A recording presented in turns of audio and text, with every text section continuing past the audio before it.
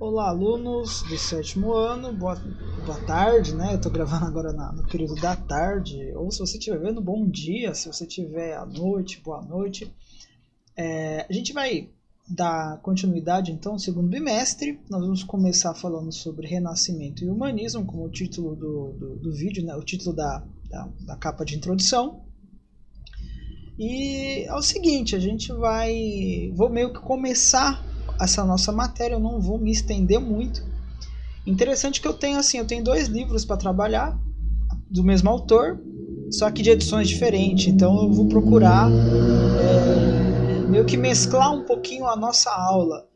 Tô deixando aqui no fundo, olha que bonitinho. Tô deixando várias imagens aqui do Renascimento, eu acho muito legal. Tô deixando aqui rolar aqui no fundo, né, para vocês terem um pouco assim, ver um pouquinho das imagens. Só te afastar aqui para vocês verem o castelo, que bonito, né? Os castelos da Renascença.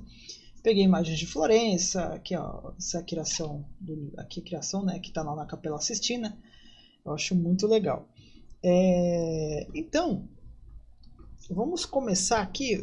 Esse vídeo, pretendo fazer ele um vídeo muito curto, agora são 5h30 da tarde, vou fazer um vídeo bem curto, estou gravando aqui com o OBS. É uma aula mais para a gente se preparar um pouquinho para o que está vindo. Eu deixei lá no Classroom 4 vídeos. A gente vai ter que rever esses vídeos ainda essa semana. Eu vou ver os vídeos de novo e já vou fazer os questionários referente aos vídeos. Tá? Eu vou assistir essas videoaulas e vou deixar tudo organizadinho. É muita coisa, gente. É muita coisa para dar conta. Eu dou aula de várias matérias, né? Inclusive tecnologia, eletiva. Só não peguei projeto de vida esse ano. História, filosofia e sociologia. Tá bom? A gente tem aqui deixa eu pegar aqui. Que nós temos então esse livro, tá? Que é um livro do Guilherme Boulos. E nós temos aqui também, ó. É o mesmo livro, em edições diferentes.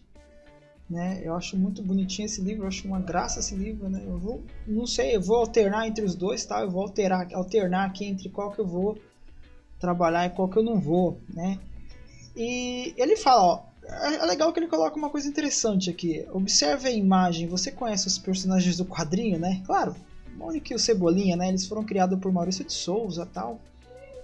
A história desse livro foi inspirada na obra de Romeu e Julieta, escrita já há alguns séculos. Então, Romeu e Julieta Ele até coloca a questão, né? Como Romeu e Julieta continua tão presente? Como Romeu e Julieta continua presente, que eu acho que são personalidades, né? Que são personagens da história que mantêm ainda uma certa influência no contexto, né? E ele coloca também outras coisas, né? Ao longo do tempo, a peça de Shakespeare ganhou inúmeras adaptações na TV, a cinema, né? Nessa recriação, Maurício de Souza e sua equipe para os quadrinhos, representado por Mônica e Cebolinha, né? Já é formada por roteiristas, desenhistas, especialistas em arte final, letreiramento e colorização, né? E assim, outra coisa, na história da cultura renascentista nos ilustra com clareza todo o processo de construção cultural do homem moderno e da sociedade contemporânea. Nele já se manifestam já muito dinâmicos e predominantes os germes do individualismo, do racionalismo e da ambição ilimitada, típicos do comportamento mais imperativo, representativo do nosso tempo. Olha que legal, bacana. Gente, o Renascimento é um período da história, ele está ali na Idade Média, né? Ele está na Idade Média, e é um período que a gente vai ver que teve assim, se você vai na Grécia Antiga, você vai perceber que muitas das obras que tem lá na Itália, na França, nesse período do Renascimento, eles estão buscando rever todas aquelas obras, os traços, tudo que existia ali na Grécia Antiga. Se você for pegar a obra, você vai perceber que tem muitos traços gregos. Olha essa obra que está aqui atrás de mim, aqui, ó. Ali as beiras, as colunas, tudo, elas remetem à Grécia Antiga, né? Vamos ver aqui, vamos dar continuidade. Vimos que a partir do século XI, a Europa Ocidental passou por uma série de mudanças importantes. Uma delas foi o aumento da produção de alimentos por causa da expansão das áreas agrícolas e da utilização de novas técnicas de cultivo de terra. Com o aumento da produção de alimentos, as pessoas passaram a viver mais e ter mais filhos, o que levou ao aumento crescente da população. Ao mesmo tempo, ocorreu também o crescimento do comércio com o Oriente, o aparecimento das feiras, das casas bancárias e o revigoramento das cidades. Mercadores circulavam pela Europa e caravanas levando, trazendo mercadorias de diferentes partes do mundo. Os banqueiros trocavam moedas, os donos dos navios aumentavam sua frota. Olha para você ver como que crescia, né? Como que cresce, como que tem assim, como que esse processo vai colocando mais coisas relevantes na história. A burguesia. Quem são a burguesia? Mercadores, banqueiros, donos de navios. Enriquecida, buscava um prestígio social e político correspondente à sua riqueza material. Medir, calcular, pesar, experimentar, projetar operações essenciais ao processo das atividades mercantis tornaram-se práticas e conhecimentos socialmente apreciados. Essas mudanças que vinham ocorrendo na Europa desde o século XI criaram as condições materiais para o surgimento do Renascimento, um movimento cultural intenso que começou no século XIV nas cidades italianas e se propagou por várias regiões da Europa. Ó, você vê. Então, ou seja, o Renascimento ele é um movimento cultural. Ele é um movimento de renovação. Ele é um movimento onde a cultura majoritária vai se reestabelecer, né? Vai se reestabelecer. Então, vamos continuar aqui. Tem muita coisa legal para a gente trabalhar, né? Deixa eu pegar o outro livro. Vamos pegar o próximo livro aqui. Deixa eu aumentar a tela aqui. Vamos pegar aqui então a ideia de modernidade. Deixa eu jogar eu para o lado aqui. Opa. Aqui. Eu vou ficar aqui na frente do texto, tá bom? Para a gente poder continuar. A ideia de modernidade. O Renascimento italiano é tido como um movimento decisivo para o desenvolvimento da modernidade. Então vamos prestar bem atenção. Deixa eu aumentar a tela aqui, caso vocês não estejam enxergando. Nesse modo de ver a história, os artistas e cientistas do Renascimento fecharam a cortina do tempo medieval para abrir uma nova, a de outro tempo novo, a modernidade. Então eu acho que o foco do Renascimento cultural é esse. Eles querem modernizar o que já existia, sem perder a essência. O historiador inglês Jack Good discorda disso. Para ele, essa versão de que somente o Renascimento italiano impulsionou a modernidade é fruto do olhar europeu sobre a Renascença.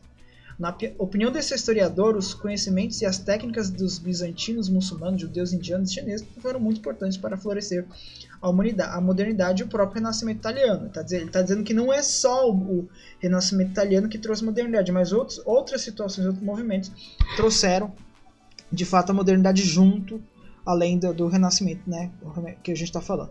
As culturas desses povos do Oriente penetraram o Ocidente por meio de um longo processo de trocas culturais, que teve como principal via o mar Mediterrâneo. Tá? Aí essa pessoa, né, o Jack Good, né, nos lembra ainda que o Renascimento, como sinônimo de florescimento cultural que ocorre a partir de uma volta ao passado, aconteceu também nos mundos bizantino, islâmicos, hindu, judeu, chinês, entre outros. O que existiu, portanto, foram renascimentos, e não um renascimento, né, que nem coloca aqui, né?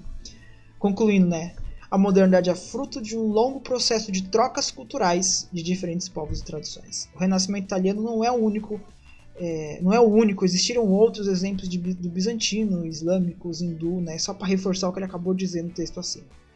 A verem o Renascimento italiano como único e reconhecerem apenas a cultura greco-romana como digna de ser relida e admirada, os renascentistas italianos incluíram o Ocidente antigo, mas excluíram os saberes, as técnicas e as artes recebidas de outros povos com quem os europeus mantiveram intensas trocas culturais ao longo do tempo. É um texto interessante, né? Ele está falando a questão do como único, né? Não só ele, né? Ele fala assim, o verem o Renascimento italiano como único e reconhecerem apenas a cultura greco-romana como digna de ser relida e admirada, né? Tá uma questão que ele está levantando, né? Você excluiu outros saberes, né? Então vamos lá. E aqui no texto ele diz o seguinte, vamos descer aqui um pouquinho o nosso livro, vamos acompanhar aqui, né? Deixa eu pegar aqui. Deixa eu me afastar aqui. Eu vou até vou me tirar um pouquinho aqui. Deixa eu... Opa. Deixa eu tirar. Eu vou só me tirar um pouquinho daqui. Vamos lá. Texto de apoio. Vamos ver o que é esse texto de apoio. O texto seguir é do historiador Jack Good, né? Iniciando com as primeiras luzes do século XIV, o Renascimento italiano é visto com frequência como um movimento decisivo no desenvolvimento da modernidade, em relação não apenas às artes, às ciências, mas também do ponto de vista do desenvolvimento econômico, em relação ao advento do capitalismo. Não há dúvida de que esse foi um momento importante na história mundial, mas quão singular ele foi em geral, né? Existe aqui tanto um problema histórico específico, quanto um problema sociológico geral. Todas as sociedades estagnadas requerem algum tipo de renascimento para voltarem a se mover. Isso pode implicar um olhar retrospectivo sobre épocas anteriores. A antiguidade no caso da Europa, ou outros tipos de florescência. Esse é o meu polêmico pano de fundo. Não vejo o renascimento italiano como uma chave para a modernidade, para o capitalismo. Em minha opinião, as origens da modernidade e do capitalismo são mais amplas e encontram-se não apenas no conhecimento árabe, mas também nos influentes empréstimos da Índia e da China. O que chamamos de capitalismo tem suas raízes numa cultura letrada eurasiana mais ampla, que se desenvolveu rapidamente desde a Idade do Bronze com troca de produtos e informações. O conhecimento da leitura e da escrita foi importante porque permitiu o crescimento tanto do conhecimento quanto da economia e depois proporcionava a troca de produtos. Ao contrário da comunicação puramente oral, o conhecimento da leitura e da escrita tornou-se a linguagem visível, transformou-se em objeto material que podia ser repassado entre culturas e existia da mesma forma no correr do tempo. Consequentemente, todas as culturas escritas poderiam às vezes olhar para trás e reviver o conhecimento passado, que é o que o Renascimento faz. Ele vai olhar para o passado, ele vai olhar para o grego, né, e vai tentar responder essas questões. Como foi o caso dos humanistas europeus, possivelmente levar a florescência da cultura. Isso é nítido da explosão do progresso, né? O progresso ele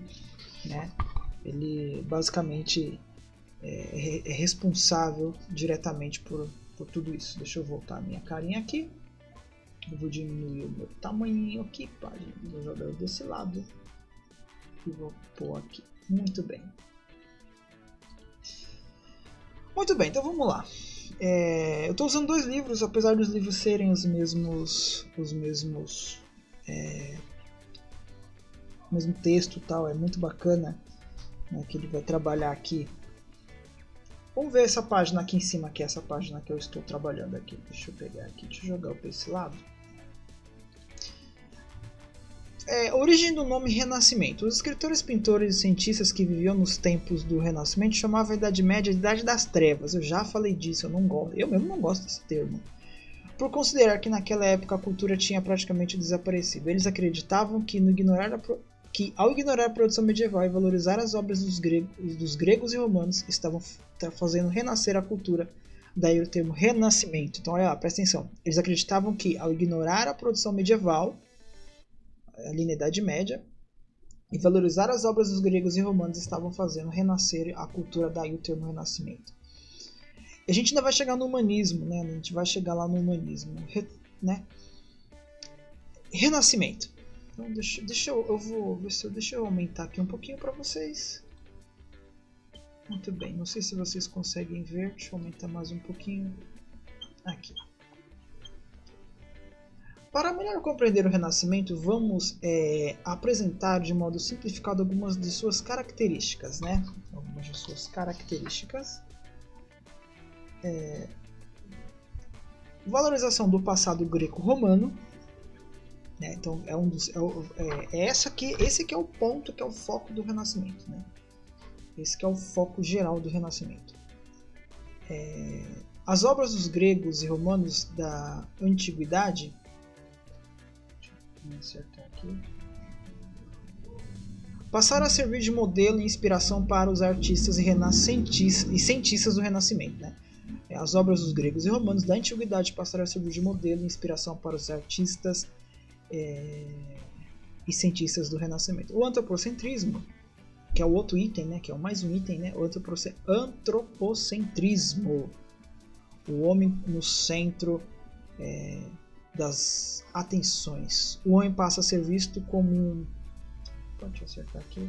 O homem passa a ser visto como um ser criativo, virtuoso, capaz de alcançar a glória, o dono do seu próprio destino. Na época medieval predominava o teocentrismo, né? Tudo girava em torno de Deus. E aqui não, aqui ele muda, tudo é antropocentrismo, é o homem, né, como centro de tudo. Individualismo. Atualmente a palavra individualismo é usada muitas vezes como sinônimo de egoísmo. No Renascimento, porém, tinha sentido positivo. Significava a capacidade individual, o talento, a criatividade de cada um. Certo? Uma nova visão do tempo. O tempo pertence ao homem e este deve usá-lo em benefício próprio, inclusive para enriquecer emprestando dinheiro a juros. Já na visão do homem medieval, o tempo pertence a Deus. Por isso, é pecado emprestar dinheiro a juros, ou seja, cobrar pelo tempo em que o dinheiro esteve emprestado. Muito bem. Né? Uma das coisas que a gente tem que entender é o seguinte. Deixa eu pegar aqui. O Renascimento pode ser entendido como um movimento cultural de amplas repercussões no tempo e no espaço que floresceu na Europa entre os séculos XIV e XVI. Decisivo na conformação do mundo moderno, ele foi estimulado por uma série de mudanças socioculturais e política, né? Então a gente tem que frisar que nesse período a burguesia ascendia socialmente, trazendo novos valores, novas atitudes, né? O cálculo indispensável ao sucesso das atividades burguesas torna-se fundamental, né? Comerciantes e banqueiros eram, antes de tudo, calculadores de tempo, de espaço, dos riscos. Você precisa ver como é que é, né? Retomando um pouco do que resumo que ele fez, né? Vamos lá. Deixa eu continuar. Deixa eu pegar aqui.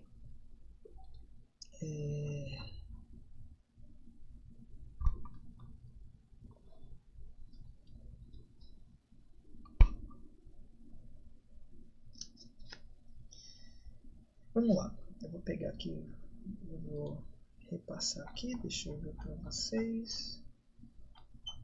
Essa próxima página. Estou usando os dois livros, tá? É porque os dois livros eles têm informações muito pertinentes e eu gosto muito dessa parte do livro. Vamos pegar aqui. Deixa eu me jogar aqui. Deixa eu tirar eu daqui e pôr aqui. Muito bem. A transição do espírito característico do declínio da Idade Média para o humanismo foi muito, muito mais simples do que à primeira vista somos levados a supor, né? Quer dizer, o declínio da Idade Média para o humanismo. O que é essa questão que ele está falando aqui? Ele está falando então que quando você sai da Idade Média, você começa a mudar alguns valores. Então você não tem mais Deus como centro do universo, agora você tem o homem como centro de tudo. E o texto está dizendo o seguinte, que a transição do espírito característico do declínio da Idade Média para o humanismo foi o mais simples do que à primeira vista somos levados a supor. Habituados a opor o humanismo à Idade Média, quer dizer, o humanismo, na verdade, está dizendo que o humanismo não encaixaria na Idade Média, supomos muitas vezes que a adesão ao novo sistema implicou o repúdio do outro. Ele está dizendo que um não encaixava com o outro, um não tinha essa questão com o outro, né? É-nos difícil imaginar que o espírito pudesse cultivar as antigas formas de pensamento e de expressão medievais e aspirar ao mesmo tempo à visão antiga da razão e da beleza. Né? É difícil imaginar que o espírito pudesse cultivar formas antigas de pensamento. Está dizendo assim que a Idade Média veio, fez tudo o que fez, a Idade Média fez aquela pataquada toda, né? E aí o que acontece? Ele está dizendo que, como que pode, né? Será que como que isso é... Como que isso é possível, né? Como que isso é possível, né? Como que a Idade Média conseguiu, de fato, cultivar antigas formas de pensamento? Porque, na verdade, ele está dizendo que a Idade Média não conseguiria fazer isso, né? Não conseguiria. Mas é assim mesmo que temos de conceber o que se passou. O classicismo não apareceu por súbita revelação. Olha só, o classicismo é a questão do Renascimento, né? Cresceu entre a vegetação luxuriante de pensamento medieval. Antes de ser uma inspiração, o humanismo foi uma forma. E, por outro lado, os modos característicos do pensamento da Idade Média persistem por muito tempo durante o Renascimento. Então, olha lá. ele está fazendo a transição da Idade Média para o Renascimento. Ele está dando dizendo assim que, ó, do jeito que a Idade Média estava indo, tipo, não era tão, ninguém imaginava que seria possível eles falar, por exemplo, de coisas da Grécia Antiga e de Roma Antiga. E ele está colocando como se a Idade Média fosse uma coisa tão trevosa, que, tipo, quem aqui você acha que na Idade, você acha que depois da Idade Média alguém ia falar de beleza, né? Mas é assim mesmo que temos que conceber o que se passou. O classicismo não apareceu de súbita revelação. Cresceu entre a vegetação luxuriante do pensamento medieval. Então, dentro do pensamento medieval, ainda tinha gente que estava ali meio que, né, meio que falando, assim, será que realmente dá para ter um pensamento novo? Que a questão é essa, será que dá para ter um pensamento novo? Não dava, sim, porque já tinha gente pensando nisso. A pessoa não estava aceitando a Idade Média como fonte principal de conhecimento. E por outro lado, os modos característicos do pensamento medieval persistem por muito tempo durante a Renascença. Com a sua serenidade, o Quattrocento, né, nos dá a impressão de uma cultura renovada que tivesse quebrado as algemas do pensamento medieval. A história da civilização francesa do século XV, pelo contrário, não nos permite esquecer a Idade Média. A França foi a pátria dos mais fortes e os mais belos frutos do espírito medieval. Todas as formas medievais, o feudalismo, as ideias de cavalaria, de escolástica, de arquitetura gótica lançaram as suas raízes mais firmemente ali do que na Itália. E no século XV ainda dominavam. Em vez de rico estilo de alegria e de harmonia característica da Itália e do Renascimento, o que existia ali é uma pompa um tanto bárbara, as formas sobrecarregadas, fantasias sem novidade e uma atmosfera melancólica e grave. É o Renascimento nascente que pode deixar de notar-se, não a Idade Média. Ele está dizendo que a França vivia a beleza da França é um pouco meio complicada de se entender, né? Mas o Renascimento que pode notar que existe beleza, né? É o Renascimento que existe beleza. Eu não vou me aprofundar nesse texto, é um texto até muito difícil para mim. Ele é um texto muito difícil, mas ele está dizendo que a Idade Média tinha sementes do Renascimento. A Idade Média pensava nessas sementes da Idade Média, né? Então, vamos lá, vamos continuar aqui. Tem aqui algumas questões para a gente trabalhar. Vamos ver aqui no próximo slide. Então, vamos pegar aqui o que é esse humanismo. Eu vou colocar eu aonde? Vou tirar eu de novo. Deixa eu tirar eu daqui e deixa eu mandar para cá.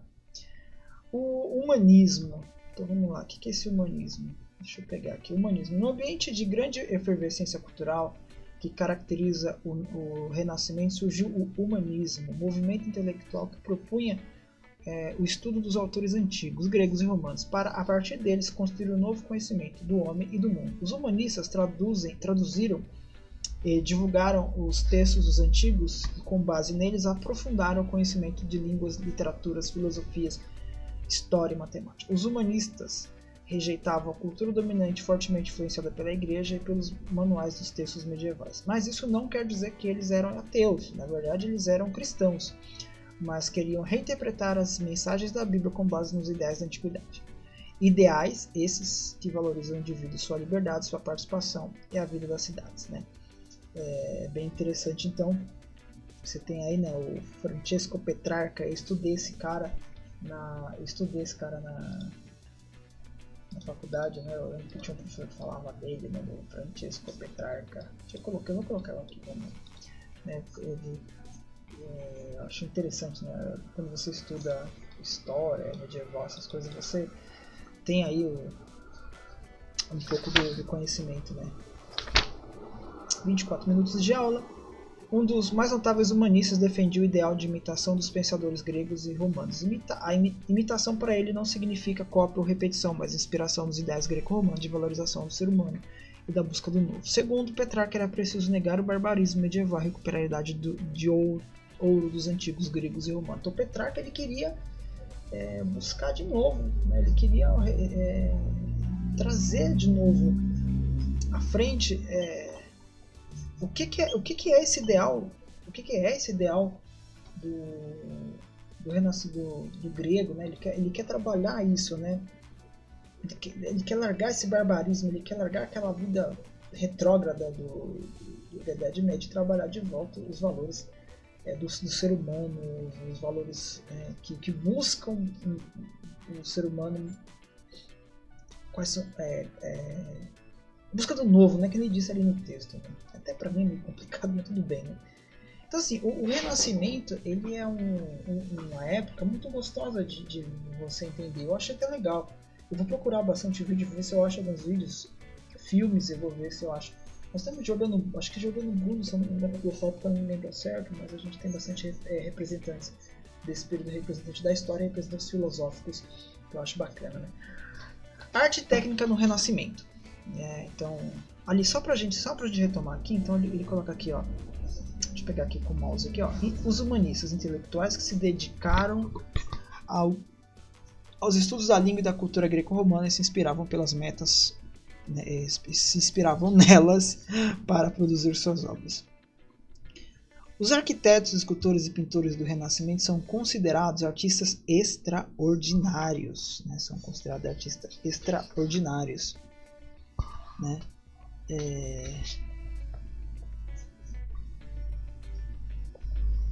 Por conta disso, também introduziram inovações técnicas que marcaram a história e da arte, entre as quais cabe citar, né? O realismo na representação de figuras humanas já começa aqui, né? E das paisagens, isto é, o esforço em retratá-las exatamente como elas são.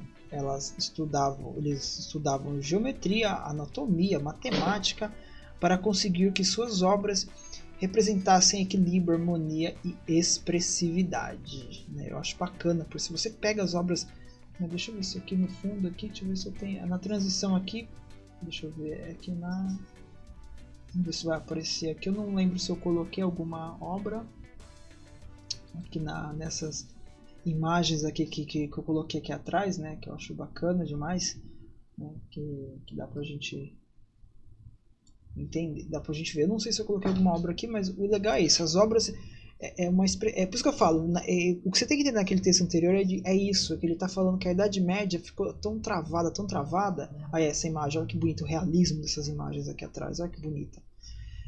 Que a Idade Média, aquele autor estava questionando como se não, olha que bonita essa imagem também da Pietà, que a Idade Média não fosse capaz de fazer isso. Ele está dizendo que nessa busca pelo humanista, essa busca então pela novidade da arte, pelo recuperar o pensamento grego-romano, então você busca artes mais bem feitas, mais harmoniosas, mais lindas, mais como se fosse assim, como se você colocasse luz nas trevas. Eu não gosto muito de Idade das Trevas, tá? Eu não curto muito esse negócio, não. Tá bom? Vamos lá. O realismo na representação da figura humana foi um traço comum aos artistas do Renascimento. Com a ajuda da ciência, as pessoas, paisagens e objetos passaram a ser representados de uma forma realista. Acentuar que as cidades italianas de Florença, Siena, Milão e Bolonha podem ser consideradas o berço do Renascimento, né? Destacar que, em busca da visibilidade dos homens ricos dessas cidades, pagavam para que os pintores os retratassem sozinhos em primeiro plano ou em meio a personagens bíblicos. Ressaltar que entre os grandes mecenas da época estavam os membros da família poderosa, como os Médici de Florença, os Sforza de Milão e os Bentivoglio da Bolonha, né? Tem o Bentivoglio, tem um menino, um canal que eu escuto aqui da Band News, que um dos meninos que trabalha é na rádio, né? Mas só que eu vejo a rádio pelo YouTube, então tem o apresentador e tem duas pessoas. O menino que trabalha ali na parte da parte técnica, o sobrenome dele é Bentivoglio, né? Tem aqui no texto do Nicolau Nicolini, não vou ler também o texto de Dante também, que eu poderia falar, né? E a gente vai continuar aqui. Vamos lá, vamos continuar. Tem muita coisa pra gente falar e eu vou gravar só mais um pouquinho. Continuando, então, o domínio da perspectiva, né? Técnica que permite transmitir a sensação de profundidade. Por meio dela, os renascentistas conseguiam fazer suas obras parecerem tridimensionais. É a coisa mais linda, né? Essa imagem espetacular, né? A iniciativa de o artista pintar-se a si próprio, além de produzir imagens de si próprio, os pintores do Renascimento passaram a assinar suas obras a fim de deixar sua marca e conseguir projeção social. E aí nós temos aqui o Renascimento Italiano, né? Vamos começar falando um pouquinho aqui do Renascimento Italiano, tá bom? Deixa eu ver aqui, o que tem aqui. Muito bem. Nossa, muita informação. Nossa, eu nunca tinha gravado uma aula tão extensa. Eu vou falar aqui, então vamos ver. O Renascimento começou nas movimentadas cidades da Itália como Florença, Milão e Bolonha. Essas cidades eram governadas por famílias ricas e poderosas que, para se projetarem socialmente, financiavam artistas e estudiosos. O homem rico, comerciante, banqueiro, príncipe, papa, né? São pessoas desse período. Que financiavam um artista ou cientista era chamado de mecena. Presta atenção que isso aqui eu vou pôr isso aqui em atividade e fiquem ligeiros, que a atividade vai ser longa, tá? O homem rico, quem é esse homem rico? Comerciante, banqueiro, príncipe, o papa, que financiava um artista ou cientista era chamado de mecena, isto é, protetor das artes e das ciências. Prestem bem atenção. O Renascimento italiano pode ser dividido em 3 fases: o Trecento, que é o século XIV, o Quattrocento, que é o século XV, e o Cinquecento, que é o século XVI. Olha o meu inglês, olha o meu italiano maravilhoso, inglês, nem existe a língua saxônica aqui. O Trecento é considerado um período de transição para a arte renascentista. Na pintura, as figuras começaram a ganhar vida e movimento. Os rostos vão se tornando mais expressivos e os cenários adquirem profundidade. Além disso, os artistas dessa fase introduzem nas suas pinturas a paisagem, elementos que dali em diante marcou a história da arte do Ocidente. Os principais centros culturais do Trecento foram as cidades de Florença e Siena. Prestem atenção, vou pedir também isso que cai na atividade. 2 importantes artistas do Trecento são Dante Alighieri na literatura e Giotto di Bondone na pintura. Então, na literatura nós temos Dante Alighieri, que tem aquela obra Inferno. Deixa eu ver se eu tenho alguma informação para poder fazer aqui. Destacar que no Trecento corresponde à fase inicial de elaboração da cultura renascentista, quando serão gestados e divulgados alguns dos padrões e valores da nova arte do pensamento humanista. Na Itália desse período destacam-se Giotto, Ducci, Cimabue na pintura, Dante, Petrarca, Boccaccio na literatura, tá certo? Eu vou até colocar aqui, deixa eu ver se eu coloco aqui para vocês. Vamos ver se eu coloco aqui para vocês. Eu achei interessante essa informação aqui, tá bom? Eu vou colocar aqui para vocês, certo? Aqui, deixa eu ver, muito bem. Aqui. Então tá aqui. Deixa eu jogar ele um pouquinho pro meio aqui. Aqui vocês vão ver que eu vou ficar andando aqui. Então o que eu acabei de falar tá aqui, ó. Destacar o Trecento corresponde à fase inicial de elaboração da cultura renascentista. Tá. Que eu acabei de falar. Aqui tá o nome dos autores, dos artistas, autores, né? Enfim, o que eu falei aqui para vocês. Vamos ver então aqui. Vamos dar uma olhada, próxima página. Vamos ver aqui. Eu vou colocar eu no meu cantinho aqui.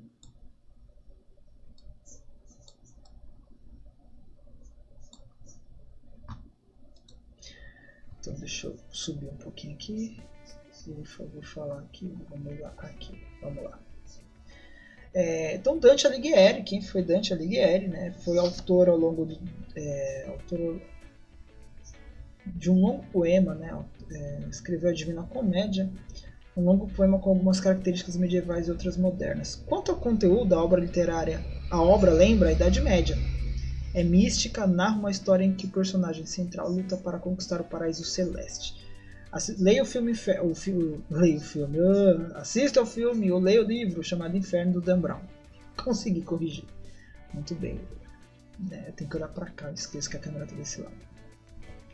Porém, em alguns outros aspectos, a Divina Comédia é uma obra moderna. As pessoas com as quais Dante encontrou o reino dos mortos continuavam agindo como seres humanos. Sentia amor, ódio, alegria, tristeza, inveja, necessidade de justiça.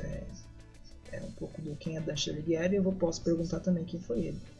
Giotto di Bondone renovou a pintura italiana com cenas expressivas e tiradas do texto bíblico, do texto bíblico, né? Vários desses personagens agem como seres comuns, o que era bastante raro na sua época. Um exemplo disso são os personagens que sobem nas árvores, segundo plano aqui, né?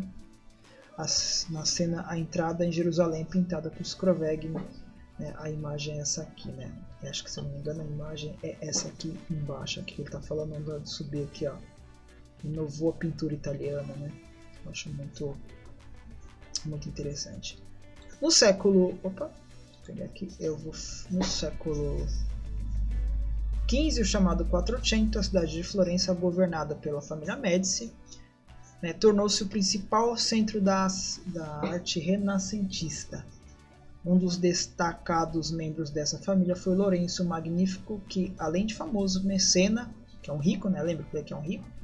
Foi o maior colecionador de obras de arte de seu tempo. Entre os mais importantes artistas do Quattrocento italiano estão Brunelleschi, Donatello e Botticelli, famosos autores desse período, né? Então, quem que foi o Filippo Brunelleschi?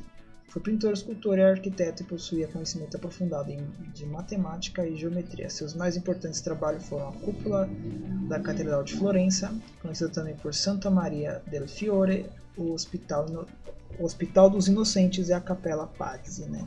Tá aí também um pouco do quem foi Brunelleschi. Deixa eu ver aqui mais. Vamos ver como é que tá aqui. Também tem Donatello, né? Vou pegar aqui. David Donatello. É considerado o primeiro dos grandes escultores renascentistas. Repara no vigor, no realismo e na força psicológica do personagem esculpido por ele. Com seu talento técnico, Donatello influenciou fortemente a arte escultórica moderna. Muito bem. Deixa eu pegar aqui. Tá. Deixa eu ver. Isso.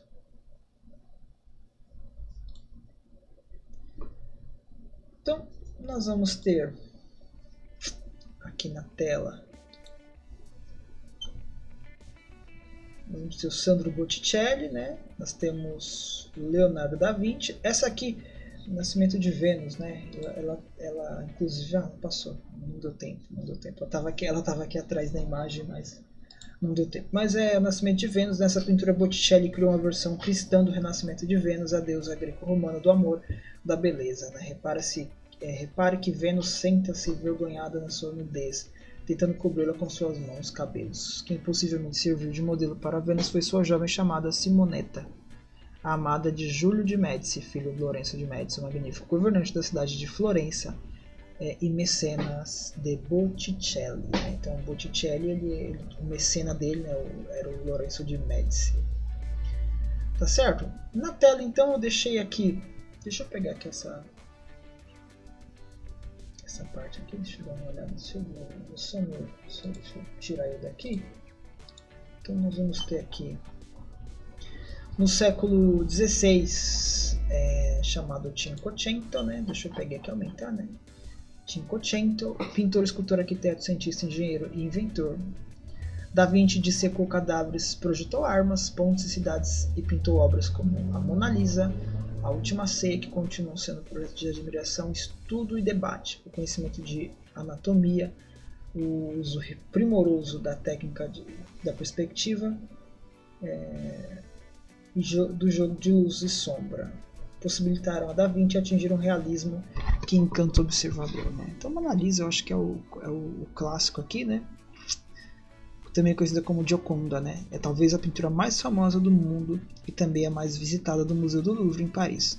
Seu sorriso misterioso atrai o olhar do observador. Para alguns, seu sorriso evoca indiferença, para outros, alegria contida, para outros, ainda ironia. Talvez Da Vinci quisesse mesmo provocar essa dúvida. A figura feminina em primeiro plano contrasta com a paisagem de fundo de traços e cores pouco preciosos. Sua pele parece refletir a luz e contrasta com suas roupas escuras. Tudo isso mostra o talento do extraordinário pintor. Está falando aqui que Da Vinci é o cara. Então tem o Michelangelo Buonarroti. Deixa eu colocar eu de volta aqui. Deixa eu aumentar eu aqui. Porque assim, gente, como eu não tenho um editor para fazer isso aqui, eu tenho que fazer eu mesmo, tá? Deixa eu colocar aqui.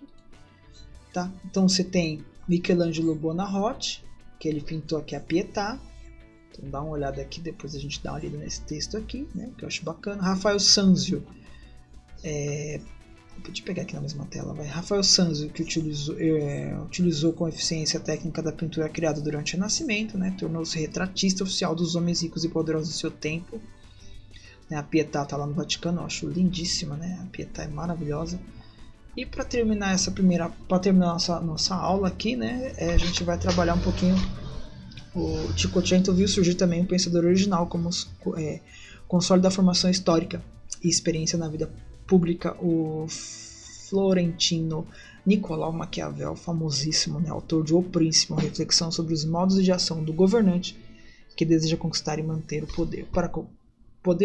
Por considerar a política como um campo independente da moral e da religião, Maquiavel é tido como fundador da ciência política. Então, olha você vê a influência que Maquiavel tem, certo? Então, deixa eu pegar aqui.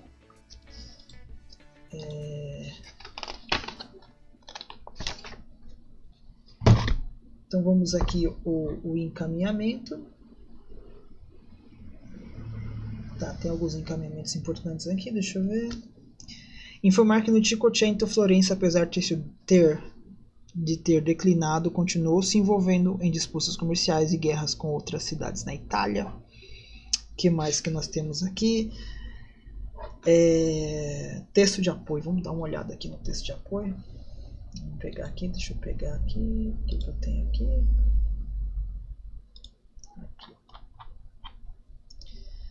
Tinha bastante informação aqui, gente. Deixa o livro, deixa eu acertar aqui pra gente terminar, que eu acho bacana a gente tratar desse assunto. Então, para terminar o nosso assunto aqui,